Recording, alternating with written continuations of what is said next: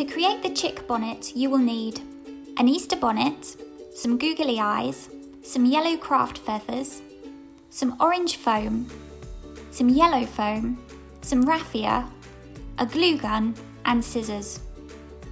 Start by covering the head section of the bonnet with feathers using a glue gun. Cut 2 small wing shapes from the yellow foam sheets and cover with the remaining feathers. Cut out the chick's beak from the orange foam. Remove the raffia from the packaging and position around the brim of the hat.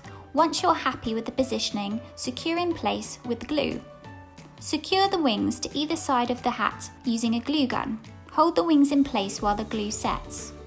Position and glue the fillable eggs around the rim of the bonnet into the nest.